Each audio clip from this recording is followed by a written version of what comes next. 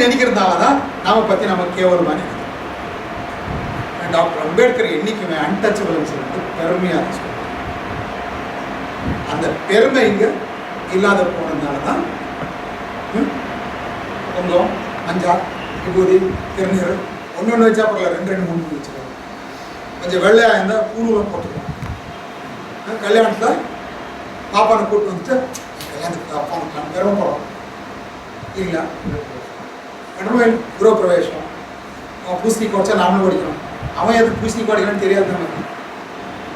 நம்ம மூதாதையர்களை அவன் ஆரம்பிக்கும் போது வீடு திறக்கும் போது நம்ம மூதாதையர்கள் கொண்டாந்து வெட்டுவாங்க, பிக்குவில் வந்து வெட்டுவாங்க. அதே மாதிரி தான் நீ பூசணிக்காய் அது பிக்குடைய தலைவன் தான் அவன் கொண்டு படிக்கிறது. அதை அவன் அந்த நினைவு வச்சுருக்கான். அவனுக்கு அவனுடைய ஹிஸ்ட்ரியும் தெரியும், நம்மளுடைய ஹிஸ்ட்ரியும் தெரியும். நம்ம ப்ராப்ளம் என்னன்னா அவனுடைய ஹிஸ்ட்ரியும் தெரியாது, நம்மளுடைய ஹிஸ்ட்ரியும் தெரியாது.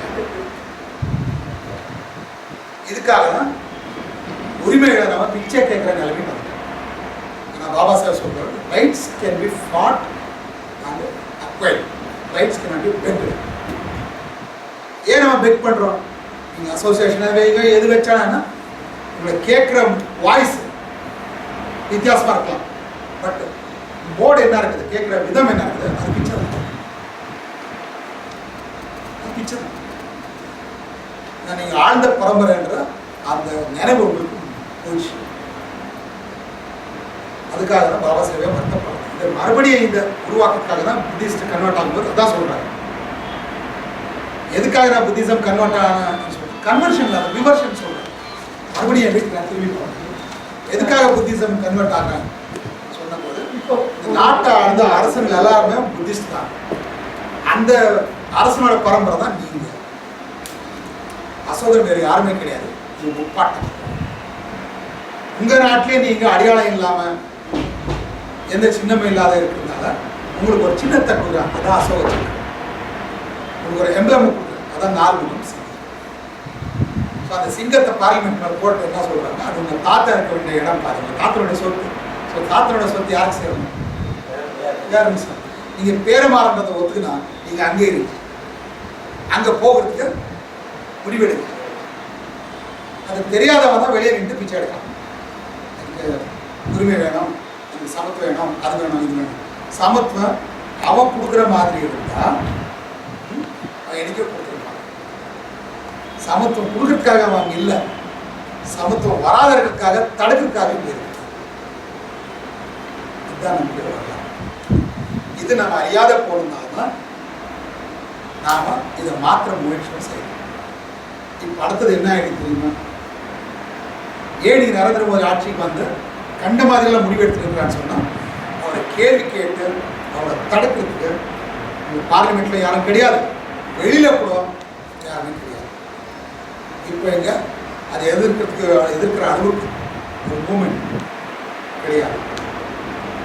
எங்கெல்லாம் கொஞ்சம் மாயாவதி அம்மாவோட இன்ஃப்ளூயன்ஸ் இருக்குதோ அங்கே பெருசாக நடந்துருக்குது. இன்னைக்கும் ப்ரெஸ் மீட் பண்ணியிருக்காங்க, அங்கே நடக்குது. ஆனால் அதுக்கெல்லாம் வந்து இது மோர் அண்ட் மோர் பொலிட்டிக்கல் தான் எல்லாரும் பேசுது. முலாயம் சிங் வந்துட்டு ஒரு வார்த்தை வந்து சொன்னார், நான் மாயாவதி அம்மா கூட சேர்ந்து ஆட்சி செய்ய நான் தயார்னு சொல்லி. உடனே மாயாவதி அம்மா ஒரு ரிப்ளை கொடுத்தாங்க ப்ரெஸ்ல. என்ன சொன்னாங்க, எனக்கு அதிகாரம் முக்கியம் இல்லை, செல்ஃப் ரெஸ்பெக்ட் தான் முக்கியம். அதிகாரத்துக்காக எங்கன்னா போய் அட்ஜஸ்ட் பண்ணிக்கிறது, தன்மானம் தான் முக்கியம். அப்படி எங்கேயோ எங்கெல்லாம் அப்படி ஒரு பொருள் இருக்குதோ அங்கே நீங்கள் பார்த்தீங்கன்னா நம்ம மக்கள் மதிப்பு முக்கியமாக நம்ம போல படித்தவங்க ஒரு தன்மானம் உணர்வு, இந்த உணர்ச்சி வேறு. ஆனால் இன்னைக்கு சவுத் இந்தியாவில் தமிழ்நாட்டில் பெரியார் போகிற இடத்துல ஏன் அப்படி இருந்தால் அதை தட்டி கேட்கறது யாருமே, எதிர்க்கிறதுக்கு யாருமே இல்லை. பெரியார்ன்றது the thing of the past. இதுக்கு முக்கிய காரணம் சிந்திக்க வேண்டியவங்க, சொல்ல வேண்டியவங்க நாம அமைதியாக இருக்கணும். இதோட விடிவெட்ட நெக்ஸ்ட் ஜென்ரேஷன், அதாவது யங்ஸ்டர்ஸ், உங்கள் காலத்தில் கிராமத்தில் அங்கே இங்கே அம்பேத்கர் சங்கம் அது இதை நிறுவிச்சு. இப்போ போய் பாருங்க, அஜித் சங்கம், விஜய் சங்கம், விஜய் ரசிகர் சங்கம், ரஜினிகாந்த் ரசிகர் சங்கம், கமல்ஹாசன் ரசிகர் சங்கம், சூர்யா ரசிகர் சங்கம், இது இருக்கு. இவங்க பின்னாடி போயிட்டு இவங்க ஆர்கனைஸ் பண்ணிக்கிட்டு இவங்க வளர்ந்தாங்கன்னா அடுத்தது என்ன யோசிப்பாங்க? நாளைக்கு இதே விஜய், இதே ரஜினிகாந்த் நரேந்திர மோடி கூட சேர்ந்துக்கிறான். அப்போ உங்கள் பசங்க என்ன ஆகுவாங்க? யார் போட்டு போடுவாங்க? நரேந்திர மோடி நிச்சயமா இல்லைங்களா? ஸோ நரேந்திர மோடி டாக்டர் அம்பேத்கர் பேரை சொல்லிக்கிட்டு,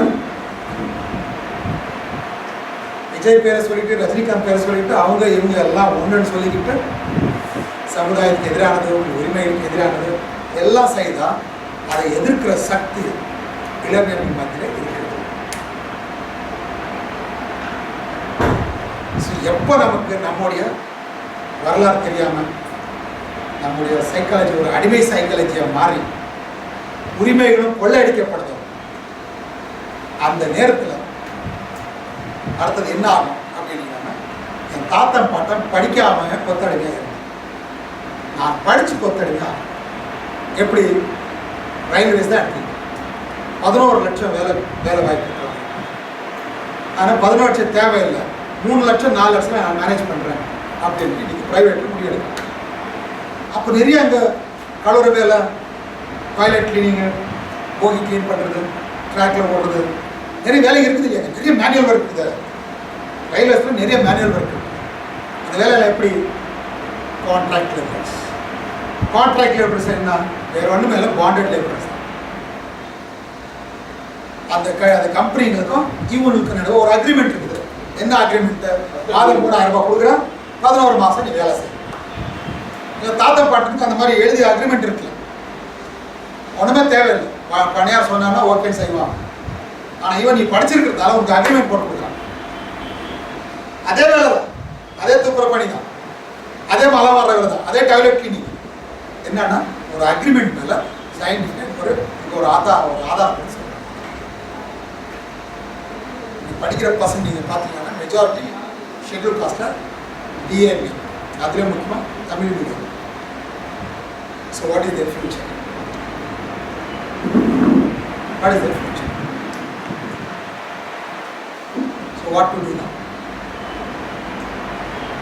இப்போ நீங்கள் அரசியல் உங்களுடைய உரிமைகள் கிடைக்கணும்னு சொன்னால் இது நடைமுறையில் வரணும். இது நடைமுறையில் வரணும்னா அரசாங்கத்தில் ஒரு மாற்றம் வரணும். அரசாங்கத்தில் ஒரு மாற்றம் வரணும்னா சமூகத்தில் ஒரு மாற்றம் வரணும்.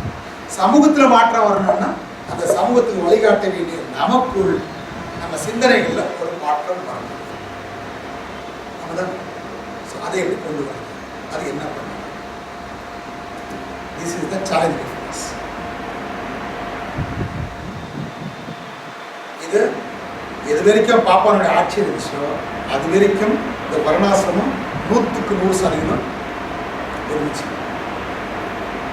ஆனால் எப்போ வெள்ளைக்காரன் இந்த ஆட்சிக்கு வரானோ அப்போதான் சின்ன மாற்றம் வருது. என்ன மாற்றம்? வெள்ளைக்காரன் சட்டத்தை கொண்டு வரும் அனைவருக்கும் கல்வி. அந்த அனைவருக்கும் கல்வி வந்த போது அதை ஸ்கூல் ஆரம்பிச்சு வாங்க பாப்பான நம்ம பசங்க போகலை. காரணம் என்னன்னா கடவுள் பாப்பான் பட்டதான் கல்வி நான் போகக்கூடாது, உள்ள போகல. அப்போ அந்த நேரத்தில் சேரிக்குள்ள வந்து ஸ்கூல் ஆரம்பிச்சது யாருன்னு பார்த்தா இந்த சூத்திர சமுதாயத்தை சேர்ந்த மகாத்மா ஜோதிபா புலே. இவரும் இவரோட மனைவி மாதா சாவித்ரி. 50 வருஷம் கல்வி புரட்சி. பாபா சாஹேப் தம்முடைய புத்தகம் என்ன இருக்குது? இது அன்டச்சபிள் சுவார்த. இந்த புத்தகத்தை வந்து இவர் தான் அர்ப்பணை செய்திருக்கார். முதலாவது பகவான் புத்தா, 2வது கபீர், 3வது மகாத்மா புலே என்ற குரு. நான் அவரோட புரட்சியை தான் நான் முன்னோக்கிட்டு இருக்கேன். படிச்சுட்டோம், அதுக்கு தகுந்த வேலை கிடைக்கணும் போது வேலை வாய்ப்பு உருவாக்குறதுக்காக ரிசர்வேஷன் கொண்டு வந்த மகாராஜா இவர் சத்ரபதி ஷாஹு மகாராஜ். 1902 ஜூலை 26 வந்த 50% ரிசர்வேஷன் இவராக. அதே வேலை வந்து கேரளா ஆரம்பிச்சு நாராயண் நாடார். இவர் புரட்சி ஆரம்பிக்கும் போது நாடாருக்கு வந்து அன்சியபிள்ஸ், நம்ம அன்டச்சபிள், தொட்டாதான் தீட்டு. நாடார் வந்து பாத்தாள தீட்டு, இளவாஸ் பாத்தாள தீட்டு. ஆனால் இவர் புரட்சினால நாடார் சிங்கிக்கு பெரிய பிஸ்னஸ் பண்ண மாறிட்டாங்க. பெரியார் கதை உங்களுக்கு தெரியும். அடுத்தது பாபா சாஹேப். இங்கிருந்து இங்கே வரைக்கும் பேக்வர்ட் கிளாஸ் தான் போராட்டம் செய்திருக்காங்க 72 வருஷம். அதுக்கப்புறம் தான் பாபா சாஹேப். இங்கிருந்து இங்கே வரைக்கும் 102 வருஷம் போராட்டம் தான் அதோட பலன் தான் இது. ஸோ இதை உருவாக்கிட்டு பாபா சார் சொல்ற சட்டத்தை மாற்றியாச்சு, மனுஸ்மிருதியை மாற்றியாச்சு. இன்னும் ஆட்சிக்கு வந்தவங்க இந்த சட்டத்தை நான் கொண்டு வரோம். பாப்பானோட ஆட்சியில் பாப்பானோட சட்டம் மனுஸ்மிருதி, முஸ்லீமோட ஆட்சியில் முஸ்லீமோடைய சட்டம், மங்கோல் ஆட்சியில் மங்கோல் சட்டம், எவன் ஆட்சிக்கு வரானோ அவனோட சட்டத்தை நம்ம கொண்டு வந்திருக்காங்க. வெள்ளக்கார ஆட்சியில் வெள்ளக்கார சட்டம் வச்சு அதுக்கு தகுந்த மாதிரி ஆட்சி நடந்துச்சு. ஆனால் சுதந்திர இந்தியாவில் டாக்டர் அம்பேத்கருடைய சட்டம் இருக்குது, ஆனால் பாப்பானுடைய ஆட்சி இருக்குது. ஸோ பாப்பானுடைய ஆட்சி இருக்கும்போது இந்த சட்டம் எப்படி வர நடைமுறையில் வர முடியாது. அப்போ இங்க இருக்கிற இந்த சூத்திரங்களோ அதிசூத்திரங்களோ முக்கியமா இவங்க இழந்த ஆட்சியை எப்படி இவங்க அடையலாம்? மறுபடியும் ஃபர்ஸ்ட் ஆஃப் ஆல் நம்ம ஆட்சிக்கு வரணுன்ற எண்ணமாவது இருக்குதா நமக்கு?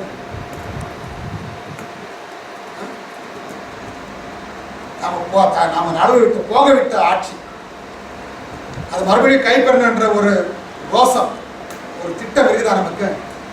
அப்படி இருக்கலாம். அசோகருடைய காலத்துல விட்டு கொடுத்த ஆட்சியை மறுபடியும் பிடிக்கிறதுக்கு செய்யாத தந்திரம் மந்திரம்லாம் செய்து அவங்க ஆட்சி வந்துட்டாங்க. இன்னைக்கு RSS ஆரம்பிச்சு நாம ஆட்சிக்கு வர முடியாதுன்னா இந்த சூத்திரங்களெல்லாம் சேர்த்துக்கிட்டு 80 வருஷம் அவங்க தியாகம் செய்திருக்கிறாங்க. இன்னைக்கு நரேந்திர மோடி அவங்க ராவணன் கிடையாது, பேக்வர்ட் கிளாஸ் அவரை வச்சுக்கிட்டு இன்னைக்கு பார் பண்ணிட்டு இன்னைக்கு ஆட்சி பிரைம் மினிஸ்டர். ஸோ என்னதான் ஆனாலும் நாமும் தலைமையில தான் இருக்கணும். பிரைம் மினிஸ்டர் தான் அவன், ஆனால் அவன் மூளை அவன் கையில் இல்லை. அவன் பின்னாடி கூட பார்ப்பாங்க. இன்னைக்கு அவனை வச்சு சூத்திரமா பொம்மையை வச்சுட்டு பின்னாடி வந்து அவன் பிறகு பாத்திரம் தான் வந்து சூத்திரம் அவங்களுக்கு. ஏன்னா ஜனநாயகத்தில் அவன் டைரக்டர் ஆக்டர் ரெண்டும் ஆக முடியாது. அவன் டைரக்டர் ஆக முடியும் தவிர ஆக்டர் ஆக முடியாது. நாம மட்டும் தான் டைரக்டரும் ஆகலாம் ஆக்டரும் ஆகலாம். ஆனால் அப்படி வரணும் அப்படின்னு ஒரு பிடிவாதம், அப்படி ஒரு ரோசம் இருக்குதா நமக்கு? இருக்குதா? அப்படி இல்லாத போது யார் காப்பாற்றுவாங்க நம்மள? திருவண்ணாக்கரசன் வரதன் ஃபர்ஸ்ட் கேம்பிள் அது ஒப்பை போட்டாங்க. ஸோ இந்த எண்ணம் நமக்கு இருக்குதா? அப்படி இந்த வழி இல்லைன்னா வேற எந்த வழி இருக்குது? தன்மானத்தோட வாழ்றதுக்கு வேற என்ன வழி இருக்குது? இப்படியா அப்பா சாமி கோவிந்தான்னு சொல்லிட்டு பஜனை பண்ணிக்கிட்டு அவளை கையை காலை பிடிச்சிட்டு வேஷத்தை மாற்றிட்டு பேரை மாற்றிட்டு ஜாதியை மாற்றிட்டு இப்படியே வாழலாமா? எப்படியோ வாழணுமா இல்லை இப்படியே வாழணுமா? இப்படிதான் வாழணும். அதை சொல்றாரு பாபா சாஹேப் அம்பேத்கர். தோத்து போனவன் களத்தில் தோத்து போனா ஒன்று சிறையில சிக்கி சாகுவான், இல்லை போர்க்களத்தில் சாகுவான், இல்லை அங்கே தப்பிச்சு போயிட்டு மறுபடியும் வந்து ஆட்சி பிடிக்கிறது முடிவு எடுப்பான். இது மூணுல நம்ம எது செய்யணும்? இல்லை அடிமையாக கூட வாழலாம். அதான் கரெக்டா? அப்போ மறுபடியும் ஆட்சி பிடிக்கணும்னா நம்ம என்ன செய்யணும்?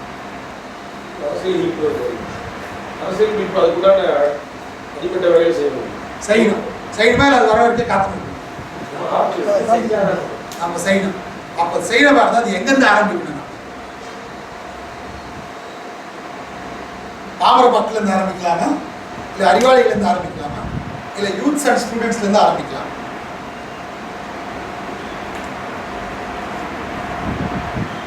Who has to build the cat? யூத்லேருந்து ஆரம்பிக்கலாம். என்னங்கய்யா? யூத்லேருந்து ஆரம்பிக்கலாம். யூத்லேருந்து ஆரம்பிக்கலாம். யூத்லேருந்து very good point. Youths spirit இருக்குது, எனர்ஜி இருக்குது, டைம் இருக்குது. அவங்கள தயார் பண்ணால் சர்றன்னு வேலை எடுத்தோம் எல்லாம் இருக்குது, எல்லாமே இருக்குது. ஆனால் அவங்கள்ட்ட இல்லாத இருக்கிறது என்னன்னா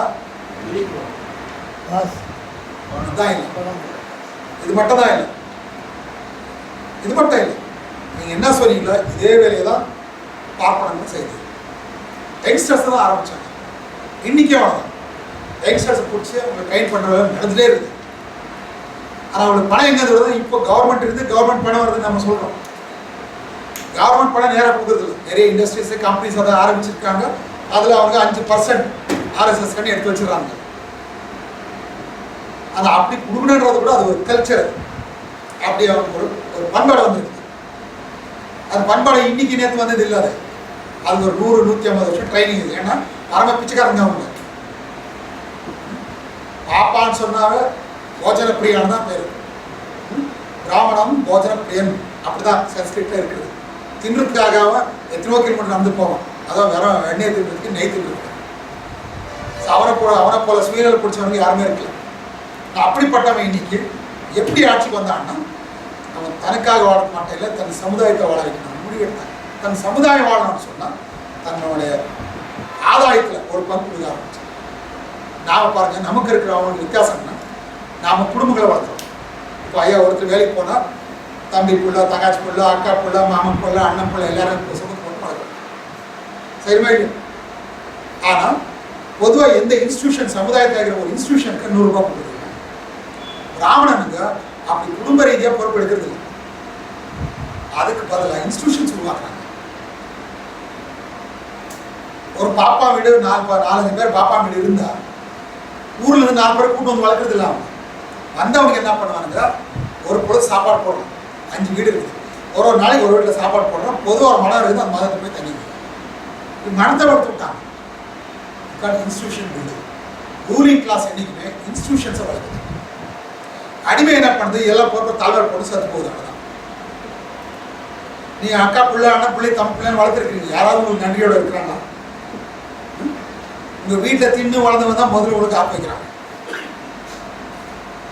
அது நேச்சுரல். அது ஏன்னா என்னதான் பண்ணாலும் உங்க பிள்ளை மாதிரி உங்க தங்கச்சி பிள்ளை நீங்க வளர்க்க முடியாது. அவன் பார்க்குறான், அதை வைக்கிறேன் அவன் வளர்ந்த வண்ணம் செய்யற முதல் வேலை என்ன, உங்களுக்கு தான் ஆப் வைக்கிறாங்க. அது ரொம்ப சகஜமாக இருக்குது. அதுக்கு பதிலாக நீங்க இன்ஸ்டிடியூஷன்ஸ் வளர்க்குது. அப்படி வளர்ந்துருக்கிற ஒரு இன்ஸ்டிடியூஷன் தான் ஆர்எஸ்எஸ். இன்னைக்கும் ஒரு பிராமின் எம்ப்ளாயி அவன் சம்பளத்தில் அவன் 10% இருக்கு. இன்னும் சில பேர் இருக்கிறாங்க. நான் கர்நாடகா பார்த்துருக்கு, Hyderabad central university, Jawaharlal Nehru central university, அங்கே இருக்கிற அத்தனை ப்ரொஃபஸருக்குள்ள நியர்லி 80% பிராமின்ஸ் இருக்காங்க. 80%. வேற ஜாதிக்கார வரதுக்கு இன்னும் விடவே இல்லை. அவங்க ஃபுல் கண்ட்ரோல் இருக்குது. சென்ட்ரல் யூனிவர்சிட்டி எல்லா இடத்துல அவனோட ஃபுல் கண்ட்ரோல் இருக்குது. அதில் பாதி பேர் பிரம்மச்சாரிகள், கல்யாணம் ஆகும், வாட்டர் சின் ஃப்ரீ, பெஸ்ட்டில் சாப்பிட்டுக்கிறாங்க. வர பணம் மினிமம் 1 lakh ரூபாய் இருக்குது. எங்கே செலவு பண்ணோம்னா அவனுக்கு ஒரு 25,000 30,000 வச்சுக்கிறான். மற்ற பணம் எல்லாம் ஆர்எஸ்எஸ். எல்லா இன்டர்வியூ போர்டில் இவங்க தான் இருப்பாங்க. ஐஏஎஸ், ஐபிஎஸ் எல்லாரும் இன்டர்வியூ போர்டில் இவங்க இருப்பாங்க. காரணம் என்னன்னா, ஆட்சி பிடிச்சது முக்கியம் இல்லை, ஆட்சியை அப்படியே காப்பாற்றுறது தக்க வச்சுக்கணும். நாம இன்னைக்கு நீங்க ஆர்எஸ்எஸ் நரேந்திர மோடி வந்து பிறகு 12,000 ஷாக்காஸை ஓப்பன் பண்ணிருக்கு. அப்புறம் நெக்ஸ்ட் அவரோட டார்கெட் என்னன்னு பார்த்தீங்கன்னா தமிழ்நாடு தான். Next target Tamil Nadu. ஸோ தமிழ்நாட்டை டார்கெட் பண்ணும்போது யாரும் அவங்க டார்கெட் வைக்கிறாங்கன்னா சூத்ரு இவங்களே இல்லை, சூத்ரர்கள். ராம்தாஸ் எப்படி சொல்றாரு, இங்க கலப்பு திறனை எதிர்க்கணும்ட்டு வீடு வீடா ஊர் ஊரா ஸ்கூல் அப்ளை பண்றாங்க. அதே வேலையை பாருங்க, நேற்று பண்ணது ஆரம்பிச்சு லவ் ஜிஹாத் ஆரம்பிச்சிருக்காங்க உத்தரப்பிரதேசில்.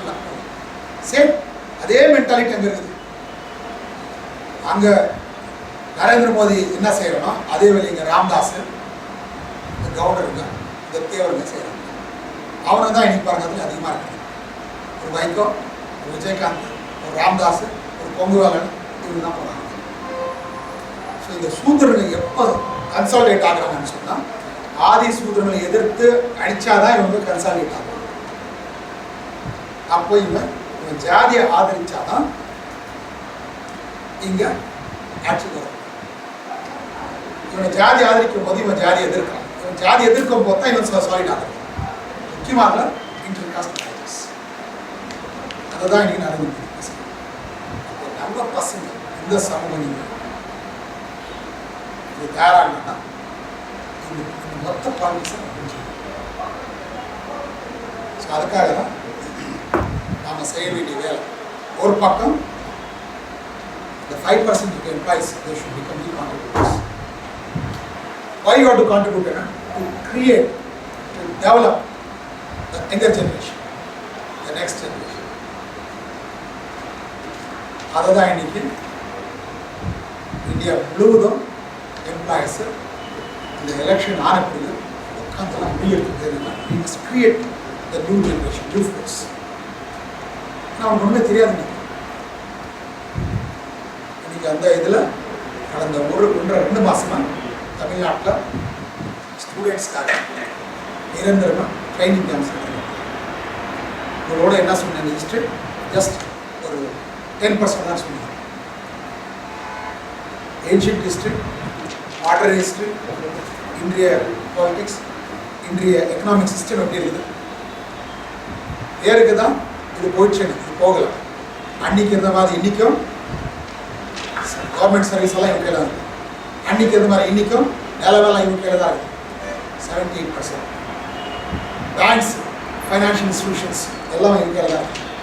இந்த அவுட்லுக் பத்திரிகை பாருங்க.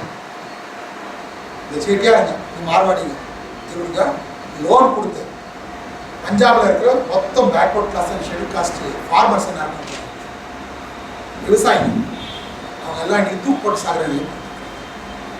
கடந்த 8 வருஷத்தில் 45,000 ஃபார்மர்ஸு தூக்கு போட்டு கெனாலில் விழுந்து மருந்து குடிச்சு ஓடுற டைமில் போய் எகிரி குடிச்சு செத்துக்கிறாங்க. காரணம் என்னென்னா மொத்தம் அவனுடைய எக்கனாமிக் கண்ட்ரோல் இருக்கிறாங்க. இன்னைக்குமே இது பலமாக இருக்கு. நரேந்திர மோடி வந்த பிறகு இது இன்னும் அதிகமாக இருக்கு. காங்கிரஸ் உங்களுக்கு ஒரு மயக்க மருந்து போட்டு கொள்வார். இவர் அப்படி இல்லை, நேரம் வந்து வெட்டுறாரு. இந்த வகையில் நாம் இங்கே ஃபர்ஸ்ட் அண்ட் ஃபார்மோஸ்ட் இந்த 5% விழிப்புணர்வு கொண்டு வந்து இந்த 5% தயார் பண்ணி இந்த 5% should become contributing force. தமிழ்நாட்டில் இன்னைக்கு வேறு ஸ்டேட் கவர்மெண்ட்டில் 3 லட்சம் பேர் employees, central public sector banks LIC இதெல்லாம் சேர்த்துக்கிங்கன்னா 5.5 lakhs 5.5 lakhs வந்துட்டு அது சாதாரண விஷயம்.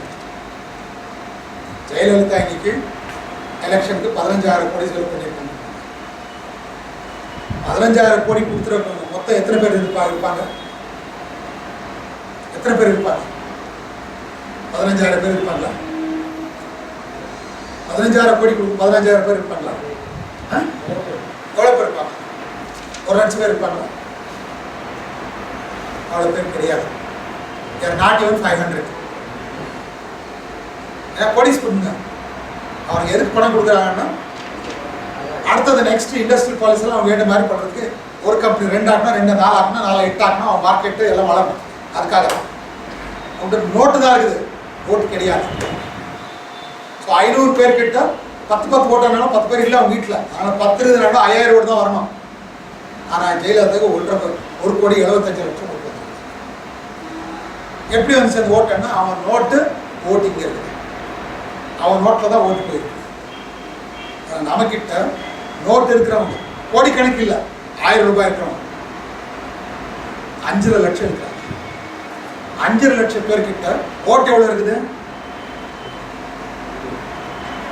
1.5 கோடி இருக்குது. 1.5 கோடி ஓட்டு இருக்குது. வேற நோட்டு மட்டும் இல்லை, ஓட்டும் இருக்குது. இந்த 5% மக்களுக்கு நாம தன்மானத்தோடு வாழணும், மறுபடியும் மீண்டும் நம்ம ஆட்சிக்கு வரணுன்ற ஒரே ஒரு முடிவு வந்தால் போதும், ஒரே ஒரு தெளிவு வந்தால் போதும். அவன் 15,000 கோடி கொடுத்து சாதிக்க முடியாதத இவனுக்கு வர 15 கோடியில் சாதிச்சிருக்காங்க. இதுக்கு நம்பர் இல்லை முக்கியம். இதுக்கு தேவையா இருக்கிறது பில், அறிவு தேவையா இருக்குது, திட்டம் தேவை, மோசம் தேவை. இதுதான் பாபா சொல்லுது, those who do not know the history cannot create the history. இதுதான் என்னுடைய ஹிஸ்ட்ரி என்றவன் அவன் இதுலேருந்து மேலே வர மாட்டான். இது என்னுடைய ஹிஸ்ட்ரி இல்லடா. இது எந்த நிலைமைக்கு என்னை வர வச்சாங்க. பட் நான் I was the ruler of this country, I rule this country. நான் போட்ட பிக்சர் தான் இவனுக்கு ஆட்சிக்கு வந்தான்ற ஒரு விஷயம் தெரிஞ்சுட்டா போதும், இது கம் அவுட்.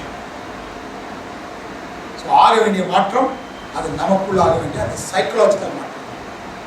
ஸோ சைக்கலாஜிக்கல் மாற்றம் கூலி வேலை செய்கிறவனுக்கு வருது. ஏன்னா அவன் காலையில் வச்சோன்னு கூலி போகணும். யாருக்கு இது பற்றி யோசனை இருக்குது இல்லையா அவனுக்கு மட்டும் தான் வருஷமே வரும். செல்ஃப் ரெஸ்பெக்ட் என்றைக்குமே இது ரொம்ப இருக்கிறவங்க தான் வர்றது. பிச்சைக்காரன் செல்ஃப் ரெஸ்பெக்ட் வர்றது. ஸோ அப்படி செல்ஃப் ரெஸ்பெக்ட் வரக்கூடிய ஒரு டீமை உருவாக்குறது தான் பாபா சாஹேப் அம்பேத்கருடைய மிகப்பெரிய கான்ட்ரிபியூஷன். ஆனால் இதுக்கு நமக்கு இன்னைக்கு பிரச்சனை இல்லை இல்லைங்களா? ஒரு நாள் 2 நாள் லீவ் போடலாம் நீங்கள் இல்லைங்களா? உங்கள் போய் இன்னைக்கு 50,000 செலவு உங்களுக்கு சம்பளம் இருக்குன்னா 1,000 2,000 ஈஸியாக கொடுக்கலாம். நீங்கள் டைமும் கொடுக்கலாம், பணமும் கொடுக்கலாம், 4 பேரை உட்கார வச்சு புத்தியும் சொல்லலாம்.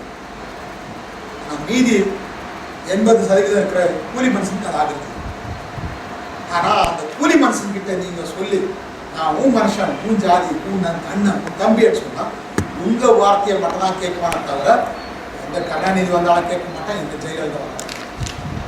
ஏன் இவங்கெல்லாம் அங்கே போயிருக்காங்கன்னா அது காவல் இல்லாத கோட்டை இருக்குது. அது தெரிந்து போட்டிருக்காங்க, யார் வேணா உள்ள போகலாம். அந்த வெளியே So we must take care of protecting the community, the honor of the community. நம்ம சமுதாயத்தோடைய தன்மானத்தை காப்பாற்ற வேண்டிய பொறுப்பை தான் நம்ம எடுக்கணும்.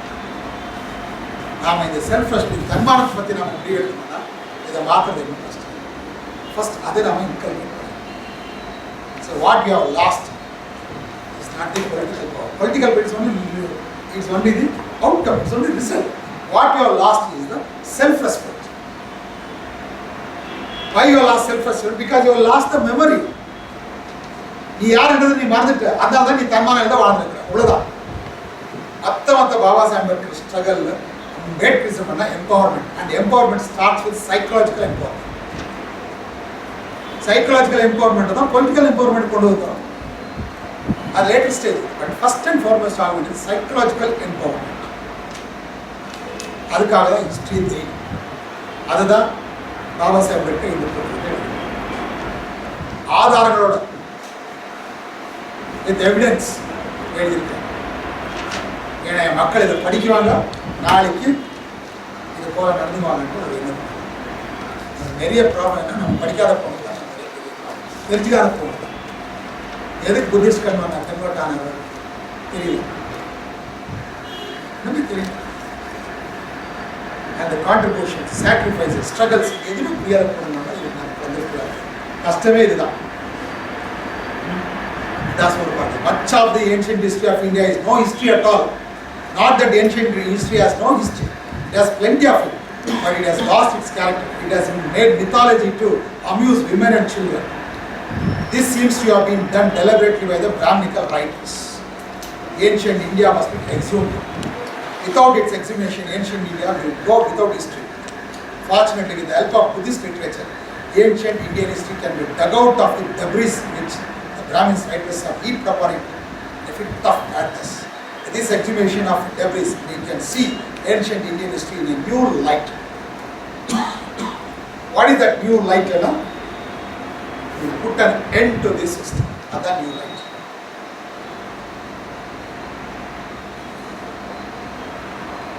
இதெல்லாம் ஹிஸ்ட்ரி சொன்னதால உற்சாகம் வருதுன்னு பார்த்தாங்க. நான் சொல்லி ஸோ இதுக்கு நாம என்ன பண்ணலான்னு நெக்ஸ்ட் பிளான் ஆஃப் ஆக்ஷன்.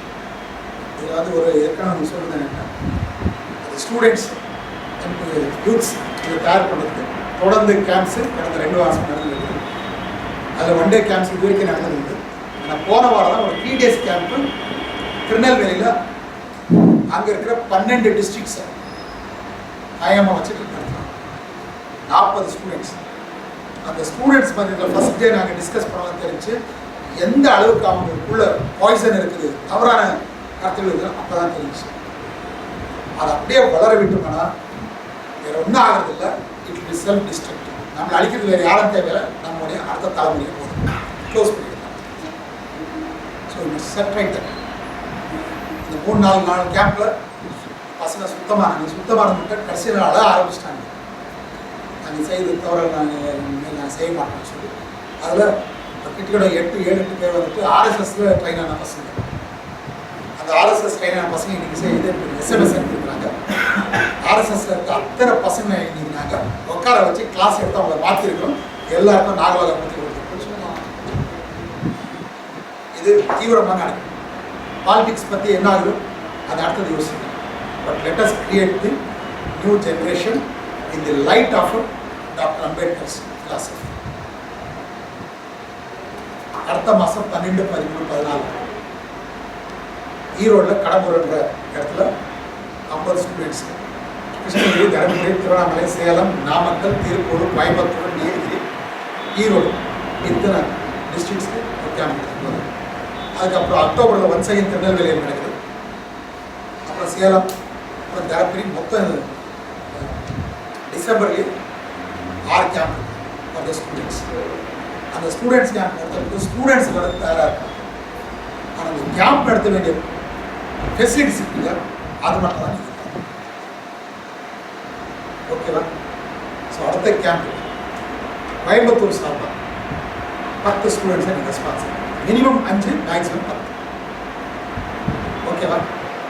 பண்ண முடியலை sir, that is the beginning. அதே போல் அடுத்த மாதம் பெரியாருடைய பிறந்தநாள் வருது. எல்லாரும் பெரியாரை மறந்துருக்குறாங்க, பெரியார் தெரியாமல். செப்டம்பர் 17 எல்லா இடத்துலையும் பெரியாரோட விழா நடக்குது. அதனால் நம்ம எல்லாரோட நாம சேர்ந்து வேணாம். பெரியார் இன்னைக்கு எந்த அளவு தேவையாக இருக்கிறது நமக்குன்றது செப்டம்பர் 17 இங்கே திருப்பூரில் தாராபுரம்ல பெரியார் மேளா அதில் 27. ஸோ இதில் மொத்தம் தமிழ்நாட்டில் அத்தனை பெரியாரிஸ்ட் நம்ம மூமெண்ட்டில் இருக்க கட்சியில் இருக்கிற ஆக்டிவிஸ்ட்லாம் சேர்ந்து 2000-3000 ரொம்ப பெரிய அளவில் ஒரு கருத்தரங்கம் இருக்கும், நாடகம் இருக்கும், பாடல்கள், இது எல்லாமே இருக்கும். ஒரு புத்தகம் கூட அங்கே வெளியே இருக்கும். அதுக்கு நீங்கள் பார்ட்டிசிபேட் பண்ணணும், முடிஞ்ச அளவுக்கு உங்களால் கன்ட்ரிபியூட் பண்ணணும்.